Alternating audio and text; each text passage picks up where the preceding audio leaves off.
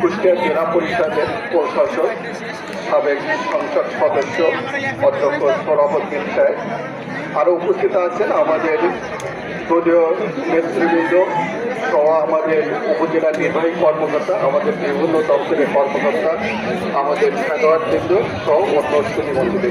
আসসালামু আলাইকুম।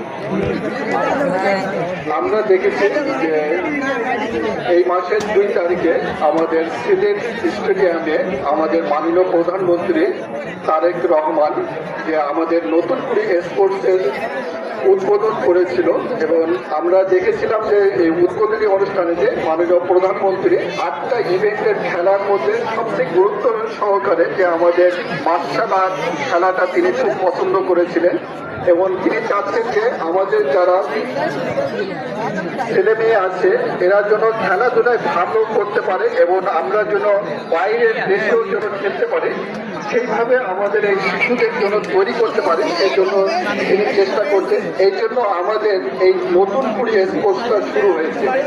বিশেষ করে আমরা যারা এই কুষ্টিয়া জেলায় খেলাধুলা করার সুযোগ পেয়েছি, এর থেকে ভালো আমরা যে চিন্তা করবো তারা বিভাগে খেলতে যাবো। এর ভিতরে যারা অনেক ভালো করবে, বিশেষ করে আমি বলবো যে তোমরা একটু অনুশীলন করবে এবং ভালো করতে পারলে তোমরা কিন্তু ক্রিকেটে চান্স পাবে, এবং এর মাধ্যমে কিন্তু তোমরা জাতীয় দলে খেলারও কিন্তু সুযোগ দিতে হবে। আমি বলবো আমরা যদি চেষ্টা করি এবং অনুশীলনটা করতে পারি এবং আমাদের একটা স্বপ্ন লালন করতে হবে, তাহলে কিন্তু আমাদের যে কর্তব্য সেখানে আমরা যেতে পারবো। তা আমরা সেই প্রত্যাশা রাখবো।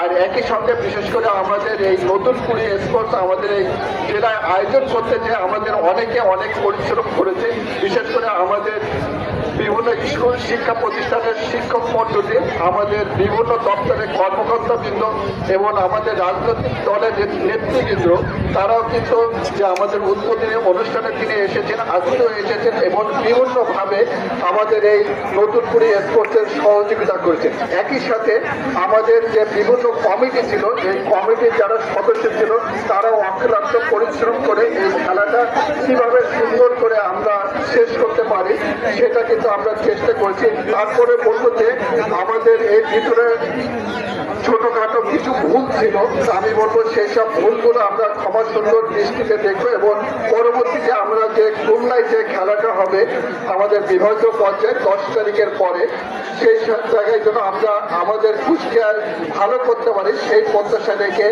আমি আমার বক্তৃতা শেষ করছি, এবং আজকের অনুষ্ঠানে উপস্থিত প্রধান অতিথি সহ বিশেষ অন্য যারা উপস্থিত সবাইকে ধন্যবাদ জানাচ্ছি। আসসালামু আলাইকুম।